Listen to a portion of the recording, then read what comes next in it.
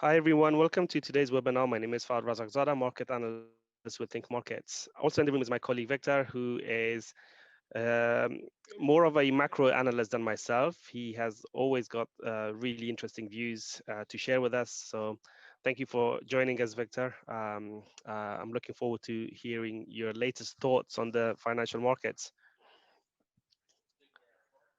Happy to join and looking forward to this great webinar. Excellent, excellent. And thank you so much for those of you who have joined us live.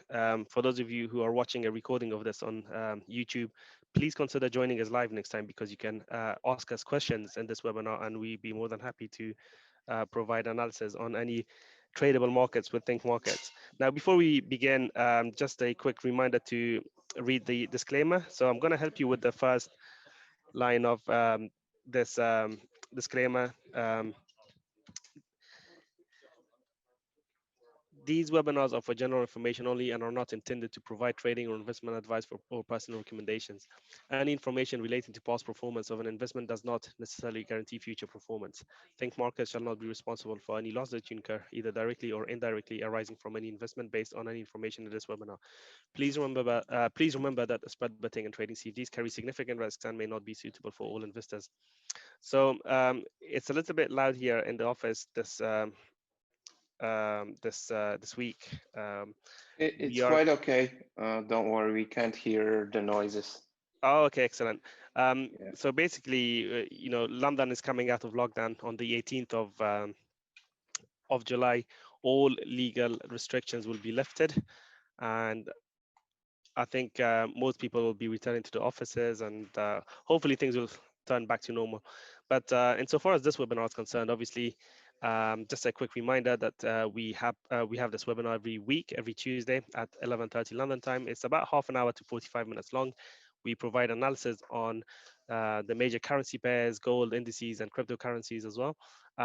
We talk about fundamentals as well as technical analysis, and there's a Q&A session at the end. But if you have any questions, please don't hold back to ask us during this webinar. And I'll be more than happy to provide analysis as and when possible. Now, this week, the macro calendar is quite quiet. We had the RBA overnight. They didn't, do anything in terms of changing their monetary policy stance. On Wednesday, we have the FOMC minutes. That will be very important to keep an eye on.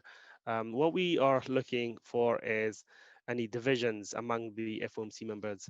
Have those divisions widened in terms of tapering QE and the timeline of that. So if there's more divisions in the FOMC, that would be interpreted as a hawkish development by the markets, which could provide support for the dollar and potentially weigh on the stock markets. Otherwise, if we hear lots of things like temporary inflation or whatever, then that will keep the Goldilocks scenario intact for the time being, keeping the stock market supported and could provide some pressure on the dollar as well. On Thursday, we have the ECB's minutes as well. Nothing significant is to be expected from the ECB. We do have a few not so significant data releases here and there, but on Friday is a busier day, to be honest. We have some UK data as well as some Chinese data I haven't included here. Canadian jobs report will be published as well in the afternoon. Usually the Canadian jobs report comes out along with the US jobs report, but this time it will be released a week later. Remember last week on Friday, we had the non-farm payrolls report, which beat expectations on the headline front, but wages was in line with expectations, while the unemployment rate unexpectedly rose, providing a mixed outlook for the employment situation in the US. So this Friday, it will be Canada's turn to provide its employment report. Anyway, all the information is there. If you go to the website, thinkmarkets.com, go to market analysis, you will see our week ahead preview. Click on that and you can read that whenever you get a chance. So in this webinar, we try to focus more on charts and technical analysis, and we will start with the dollar index as we do in these webinars. Now, on the weekly time frame, the dollar index is it has tested this bearish trend line, connecting the previous highs in September with March. We came quite close to that trend line. I think we did touch it on, when was it? It was There, last week. Yeah, barely. on we didn't touch it, but we Yeah, were very close to it, and indeed. the dollar bulls have paused to take a breath, and Yeah, it seems that today, right into the U.S. session, they started pushing again. yeah, Let's see how this concludes.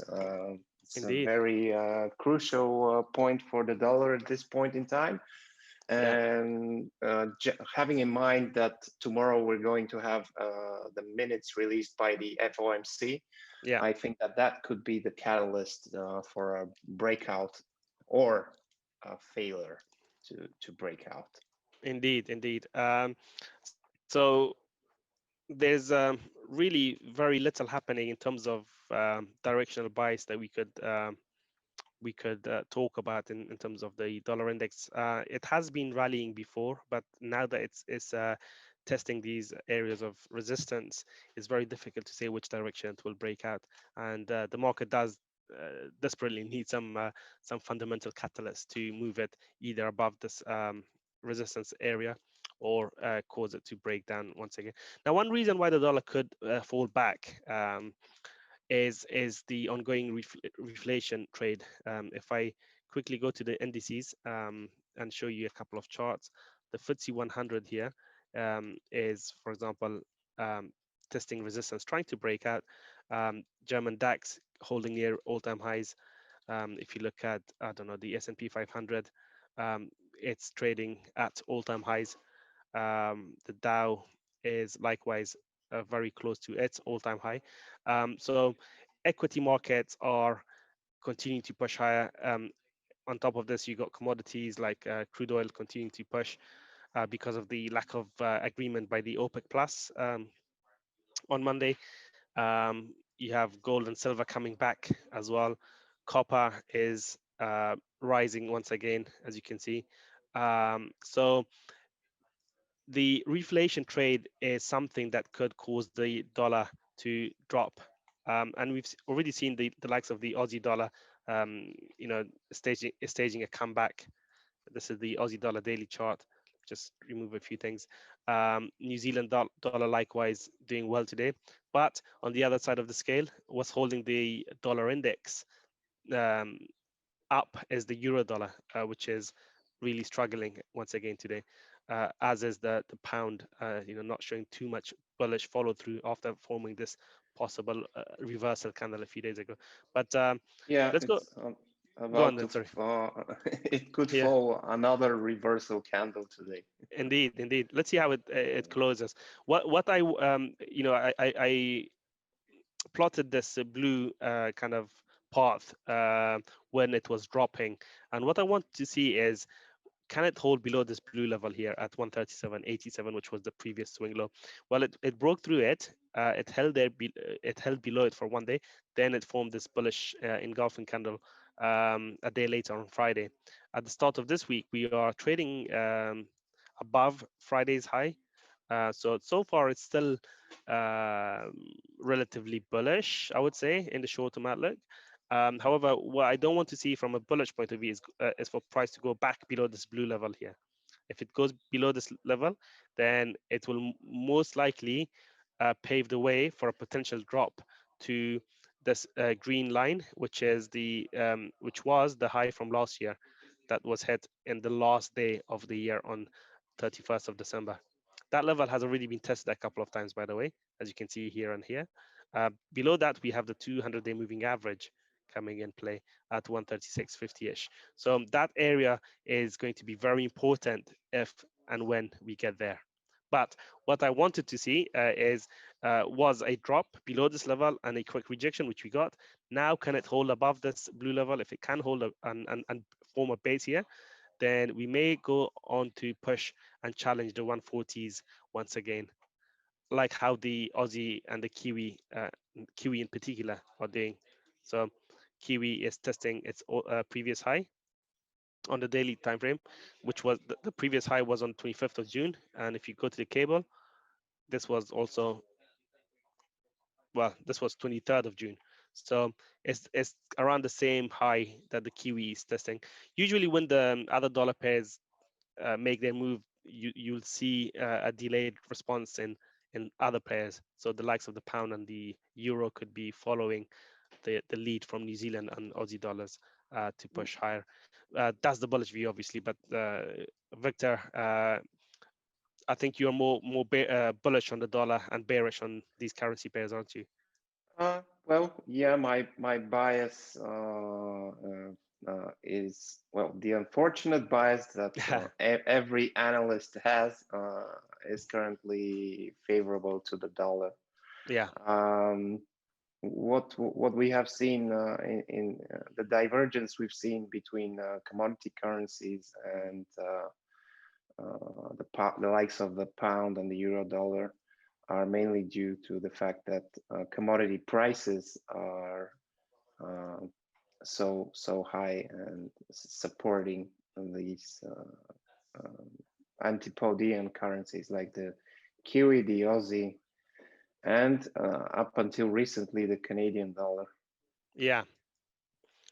It's interesting you mentioned Canadian dollar because crude oil has continued to push higher, yet the Canadian dollar is yeah, not doing as well as the other no, currencies, isn't it? It's still holding near its recent highs, not yeah. near the recent lows, which would point to strength for the Canadian dollar. Why do you think that's the case? Is it because of dollar story, do you think, or more to do with the Well, Canadian? first of all, we have to take into account that the Canadian dollar is kind of in a universe of its own because Yeah, the Canadian economy is closely tied to the U.S. economy, yeah, and hence the recovery in the Canadian dollar has been way more violent and protracted yeah, compared to other commodity currencies.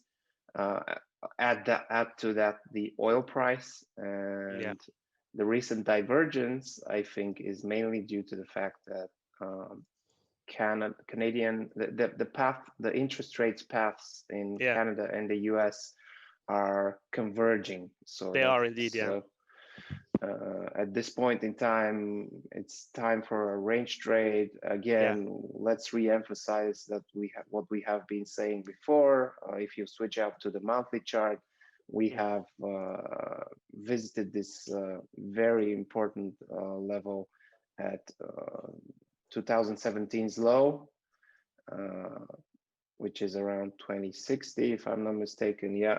2060. Yeah, So we almost hit the psychological level of 20, yeah. and We we bounce have from there. rebounded. And have in mind that this move from 147 to 120 is ginormous move. Yeah, It's yeah, a gigantic move in FX. yeah, yeah, So we should be expecting some consolidation, some yeah, profit taking on part of people that have gone long the Canadian dollar last year during the heights of the crisis. yeah. So this time around, it's going to play out a bit different for Mm. the Canadian dollar. So Compared to the New Zealand dollar and the Aussie dollar, that is. yeah, I agree. So after a big drop like this, Victor is saying you should have expected the bounce which we've got. The key question is, will it now break resistance or hold below it? And you know, so far it's defending resistance, right? This red level here around that area is where you'd expect resistance to come in, because that's not only a psychologically important level 125, but also this is the base of the previous breakout or breakdown, I should say. So Yeah. far the retest has held, but we are not seeing significant downside follow through yet. Keep an eye on prices because one way or the other, as I zoom into the daily chart, we will see a sharp move in in the Canadian dollar. Now, the key level to watch in terms of in terms of, let me just move this across. Um, this high here, right there, is the 200-day moving average converges with the previous high that was hitting on 20th of April. This level right here is the line in the sand for me. So for as long as we remain below this level, I would still lean to the bearish side of the argument, simply because the trend has been quite bearish over the last several months. And I see this recovery as a retracement within the larger bearish trend rather than a key reversal pattern. So obviously fundamentals have changed a little bit. The Fed has turned a bit more hawkish than they were, hence why the dollar CAD has recovered a bit. But I am more of a trend follower than a reversal kind of person. And so I favor looking for trades in the direction of the trend. And So you basically see the current bout of yeah, dollar strength as transitory. indeed, like how the in Fed the sees in the inflation. in the words of the Fed. Yeah. Exactly, yeah. So that's my view. I will change my view if and when price action confirms. So far, we haven't got a higher high to change that view. So the most recent high is this level here at 126. Call that 126.50, which is still 150 pips away from where we are at the moment. So there's still room for further short-term strength in the Canadian dollar, in the dollar CAD, before the trend could possibly return could possibly turn bearish once again. So I see this as a mere retracement, as I do in all other major currencies, especially the pound, because I am quite bullish on the pound because of the fact that the UK economy is doing so well and it's coming out of lockdown. The vaccinations program is going really well here. Um, Sorry, Victor, I'm hoping you can still hear me because I have some internet connection issues. Yeah, Yeah. we can still hear you. There were some interruptions. Okay. So basically, I just wanted to jump in here and talk a little bit about what you mentioned about the Yeah. vaccination rates and Yeah. everything. Sure. So we have indeed seen the UK cope much better with vaccination as opposed to Europe and the rest of the world, really. The US leading the pack, obviously. Yeah. But what we need to take into account here is that most of this might be priced in. Yeah. So we are yet to see the a sustained kind of, well, we haven't seen a new breakout high on the longer time frame charts Yeah. in the pound. Yeah. This double top that you have basically marked around 142.40 is the next target for the British pound bulls. Yeah. And as long as we can close this week above the 138 level, which you have highlighted, I Yeah. feel like it's still in sight. Yeah. However, I would be much more worried if I were a pound bull if we Mm. close below that. Indeed, yeah. The reason I've got this level marked out is because it was the most recent low prior to price making a higher high. Yeah, So the fact that we've gone through it last week, I was waiting to see if it closes below on a weekly closing basis. It didn't, and we yeah, reclaimed it. Similar level just below that. I think this is more important. So the level I'm talking about is 136, call that 136.65, which was the last significant low prior to price making a higher high. And within this area between 138 to 136.65 is the lower end of the recent range. So because we are in range band conditions, I was expecting to see a reversal in the pound within this zone here, and that's why I was hoping or expecting to see a sharp move down below this level and then a quick rejection, which we got. So what I'm looking for now next is can we reclaim 140? If we reclaim 140, that would be the most obvious bullish signal you will get, because we will have created a higher high after forming a lower low. And that would be a reversal, in my opinion, leading to a potential rally towards, and this time above, the double top high that I highlighted on the weekly time frame. So that's the scenario I'm looking out for. A move above 140, it would be the trigger for me for a bullish trade. Let's have a look at the dollar yen, because we talk about the dollar, and this currency pair has been quite strong ever since the turn of the year. It has been making higher highs and higher lows because of the ongoing rally in the stock markets. The Japanese yen is a safe haven currency. So whenever the stock markets rally, the yen tends to fall, and everything priced in the Japanese yen tends to rise. But it has failed to hold its own above this green area, which should have provided some support when we broke above it last week. The retest really failed to offer much in the way of support, and that the fact that you're breaking below it is possibly an early sign for a potential reversal. Still, we need to see a lower low and a break of this bullish trend line for confirmation, but this could be an early indication that possibly the dollar yen is reversing. So watch out for that possibility. Specifically, the level that I'm looking at for is 110.42, which was the last low prior to price making higher high. Below that, Yeah, if we're yeah, quite close to it indeed, already. yeah, The Japanese yen has had some sort of a recovery against all of its major peers. mm, The euro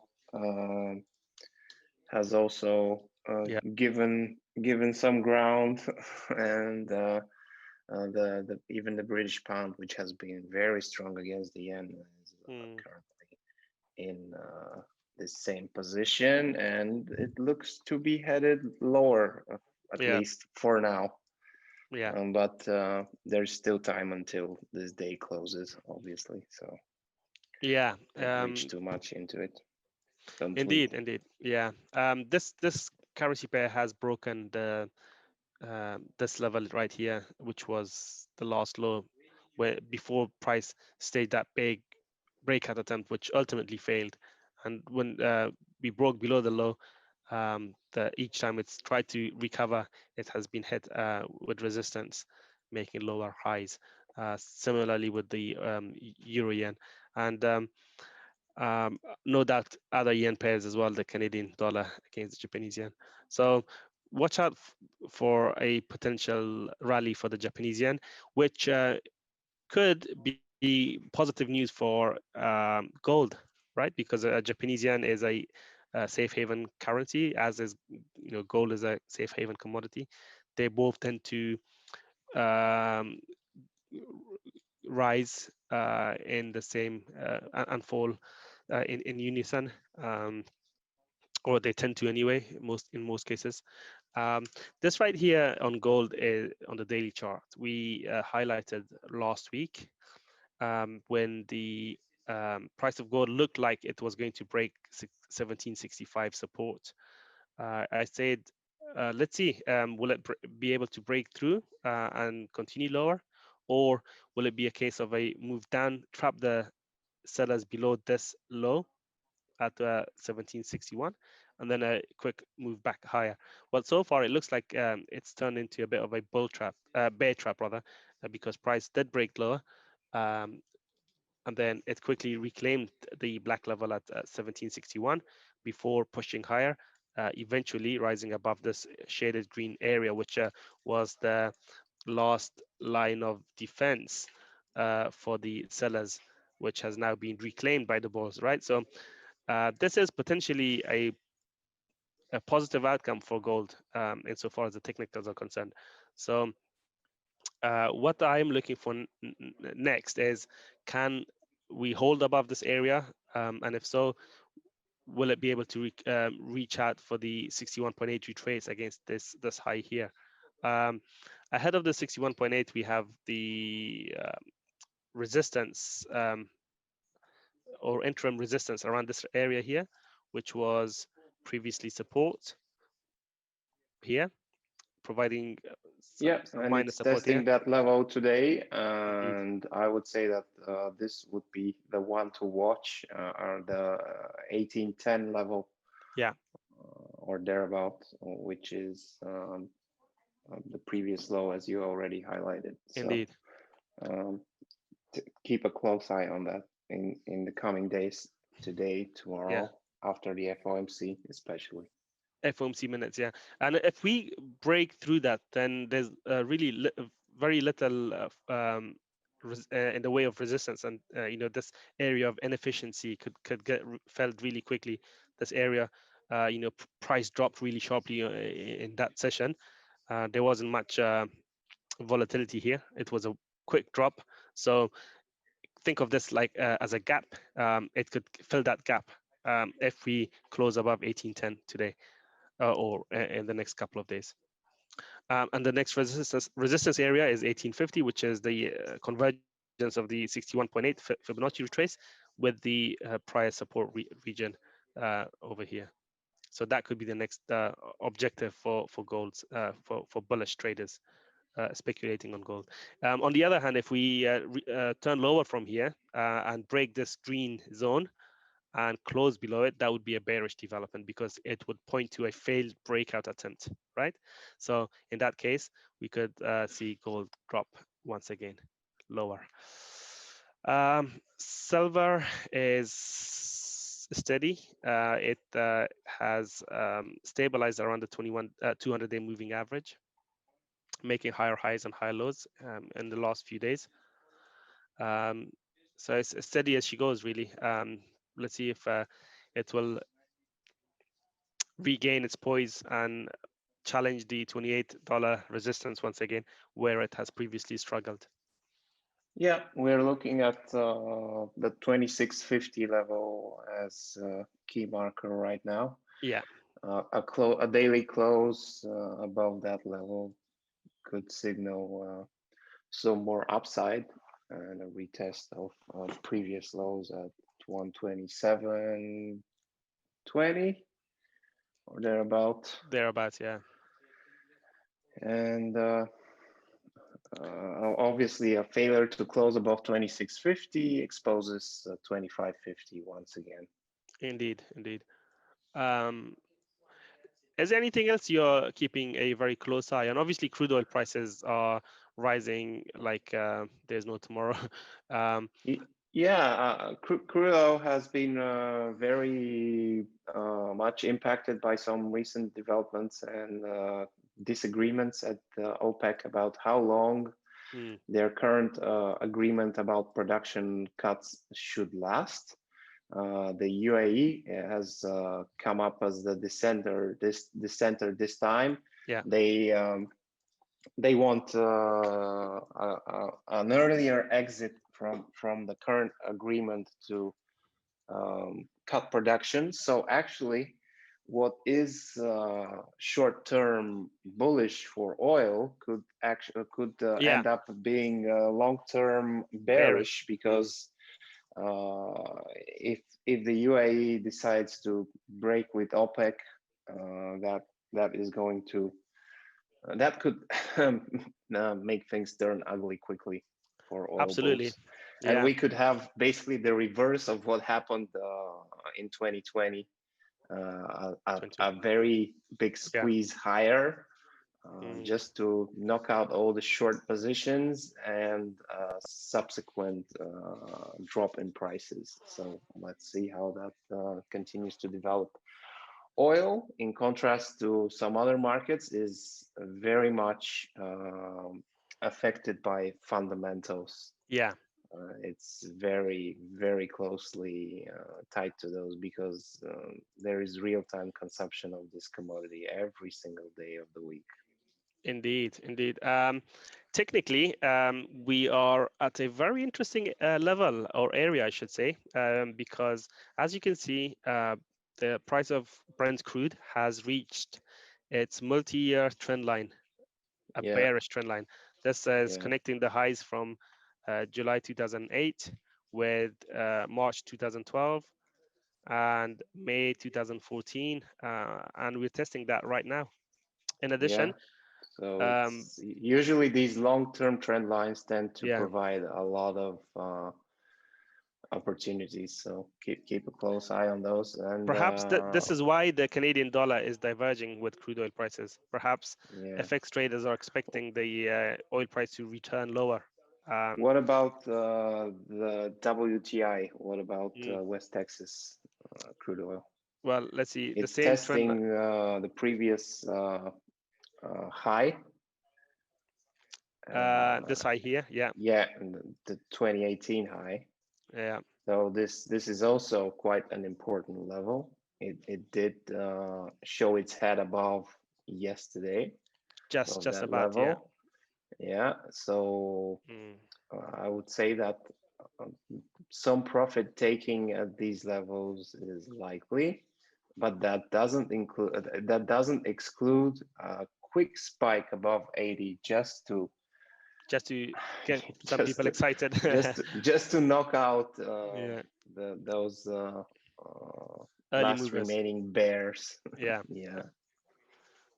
indeed. Yeah, unlike Brent, though, WTI has broken its long-term bearish trend Yes. line, so that's important to point out, which may mean that Brent may follow suit. Who knows? But either way, oil prices are at key technical areas as we speak, and what we are going to what we are going to look at for now is signs of reversal at these extreme levels. So we're not really, well, I'm not expecting this to continue at this pace for much longer. I don't know about you, Victor, but I would be more inclined to look for bearish Mm, trades at these levels rather than bullish. yeah, Um, certainly. I'm in the although, same camp. yeah, although I wouldn't necessarily preempt any downside moves just yet. What I am going to do is wait for the market to show its hand, give me the proper bearish signals that I'm looking for, and then trade it short accordingly. So Um, what I tend to do in situations like this is yeah. a bit different. Okay. I start trying to pick the top basically, Hmm. but I'm using very tight stop losses. So in Yeah. case that I'm disproven, Yeah. I don't suffer a very big hit to my portfolio. So that's basically if you have a bias Yeah. to try shorting oil at these levels, which is Yeah. very brave, Yeah. and I don't recommend it by any means. Yeah. Um, you should just keep your eyes Yeah. open and have a tight stop loss because it Yeah. can move quickly to It the can. other It can. side. Yeah. Yeah. That's when you're trading oil, you're literally playing with fire. It is one of the fastest markets there is. It can move really quickly. So you have to be very careful with your position sizing, with your stop management, with your um, literally everything when trading crude oil. But you have to be brave to short oil price at these levels. Because the trend is the momentum is really strong. I don't like to go against momentum until that momentum changes. But everyone has their own ways of going about the business. So I think what Victor is implying, he's going to be averaging in as prices show him the sort of price action he's going to be looking for. Um, there are obviously opportunities elsewhere, better opportunities elsewhere. You don't have to short oil just because it's gone up. It could go up a lot more. Um, you could join the if you can't beat them, you can join them by going long oil. It's something I wouldn't do because simply because oil has got too expensive. But if you're a short-term trader, momentum is certainly bullish. Picking the short-term dips from one level to the next could well work out for you. So there are several ways you could trade. You don't have to be right, or you don't have to have a long-term bias to be able to trade oil profitably. You can just do it from one level to the next and move on to the next opportunity, which is something I like doing as well from time to time. Let's talk about cryptos, shall we? Because cryptocurrencies have been able to, well, they have been able to stabilize. Is what I can say. They've been able to finally show some relatively low volatility Yeah, after. Well, in terms of cryptocurrencies, that's probably 5% per day, which is yeah, not very low, but still, yeah. We've seen Bitcoin stabilize in the 35,000 area roughly. yeah, yeah, Between 30,000 and 40,000, we have established this range. It has been tightening mm, more and more over the past trading sessions, and it's now between 33 and 36, if I'm not yeah, mistaken, yeah, yeah, something like that. yeah, So any short-term traders should be looking at these levels as pointers, and yeah, then if you are looking at it from a longer term perspective, 30,000, 40,000 yeah, levels yeah, remain key. yeah.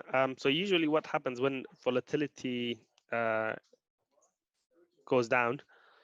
Usually, you will see a release in the in one or the other direction.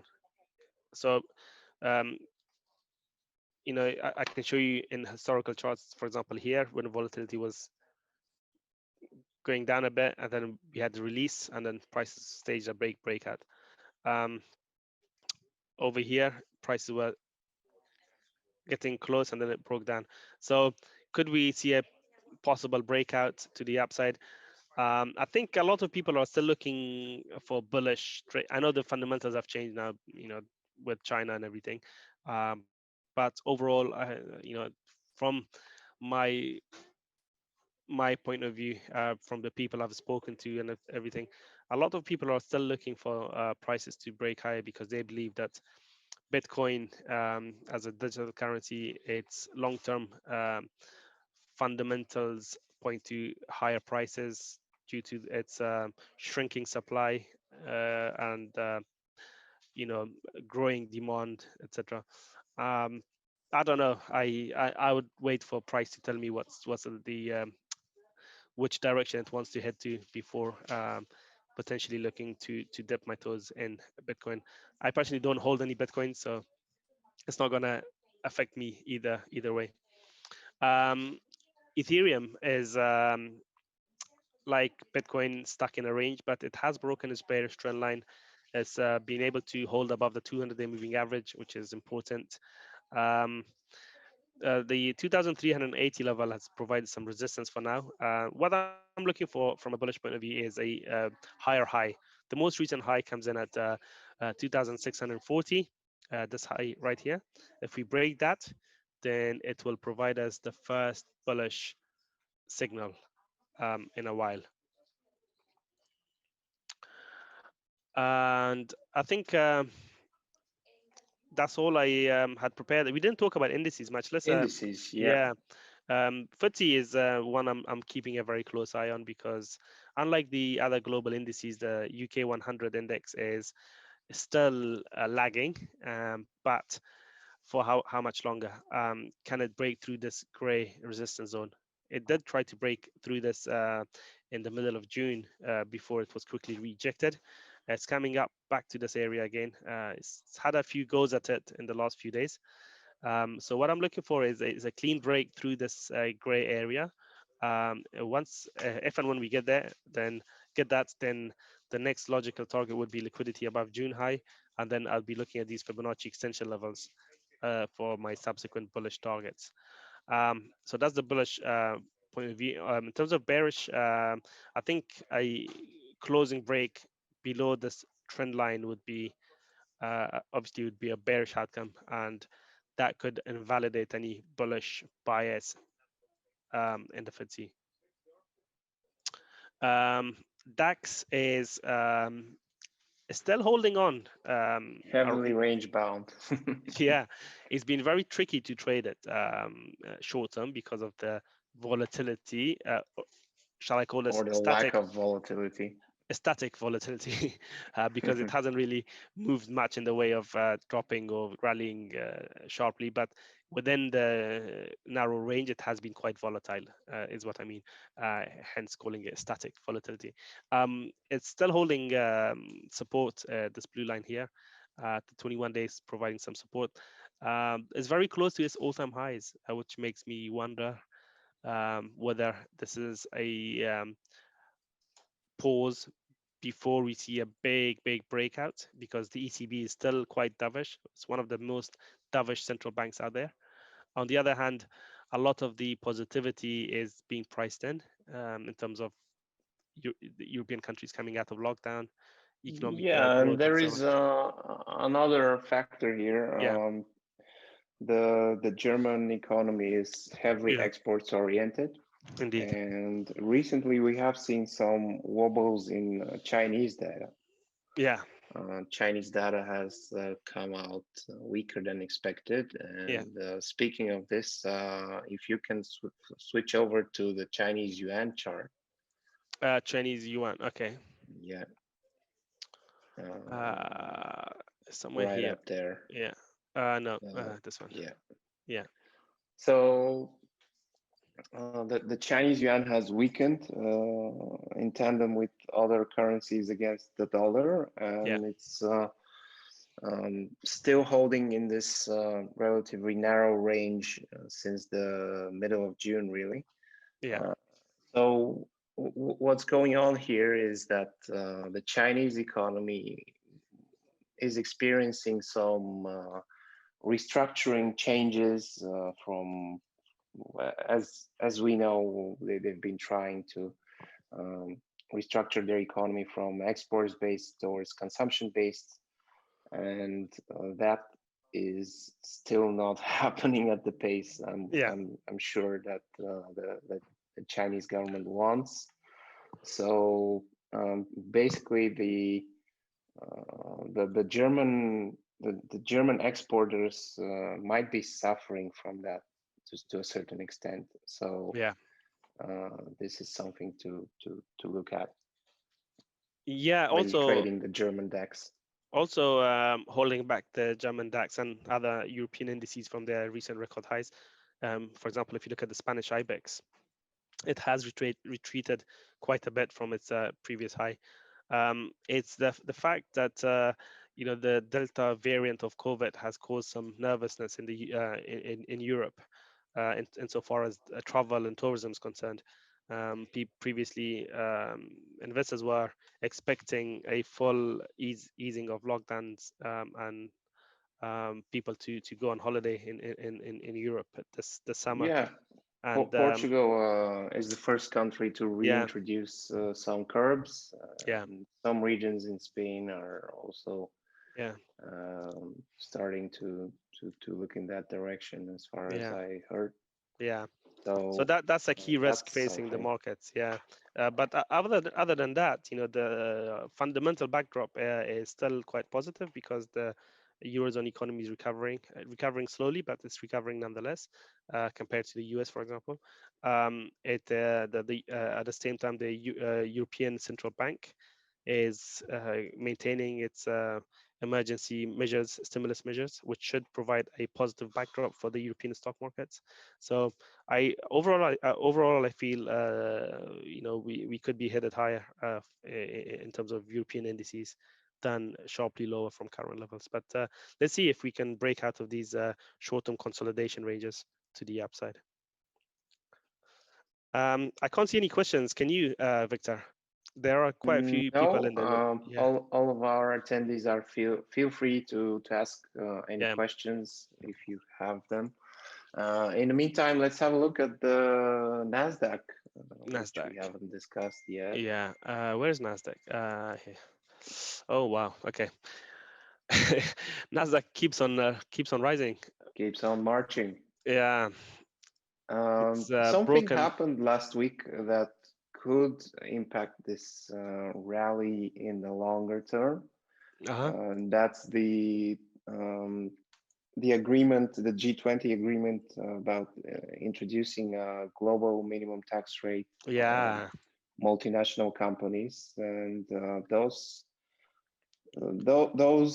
companies have been driving the U.S. stock market rally since March last year. So Yeah. you should treat this news with respect, and Indeed. there could be like there are so many companies, big tech companies, that are paying zero Yeah. tax rates due to some offshore arrangements, and Yeah. those could be coming to a close soon. So watch out. The G20 meetings are starting on Friday. Any discussions surrounding those tax proposals should impact these technology companies. I don't know, in a positive or in a negative way, but it's going to be something to look out for on starting on Friday at the G20 meetings. In terms of technical analysis, when a market like the Nasdaq is hitting record highs, you don't want to be going against it. You should be looking to buy the dips, in a strong market like this. But it's approaching some Fibonacci extension levels, which you could use as your target if you're bullish on this market. So we paused at the 127 extension over here. Now we are approaching the 161.8. Will we get there today? It looks like it might, after that big breakout on Friday. What's driving the technology markets higher relative to the other markets is this. Oh no, it's not working still. I was going to show you my yields charts. Yields have fallen a little bit since the FOMC meeting, and so that has provided support for growth stocks and for precious metals, as we saw earlier. And there's plenty of growth stocks in the technology sectors in there, which is another reason why the Nasdaq has been printing new record highs. So onwards and upwards from here, until the charts tell us otherwise, insofar as the Nasdaq is concerned. I think we have exhausted all the markets we wanted to talk about. Can't see any further questions, or any questions really. So thank you so much for joining us. Please make sure to, if you watch this recording of this on YouTube, make sure to join us live next time. And you can do that by going to our website, thinkmarkets.com, go to market analysis and live webinars. And here you will see the list of upcoming webinars. This was today's webinar. We have another one similar to this on 13th of July, and so on and so forth. So make sure you register for those webinars to be able to participate in the webinars in a more interactive way by asking us questions and for us to respond to your questions, etc. So anyway, have a lovely week ahead. We shall see you next time. Take care.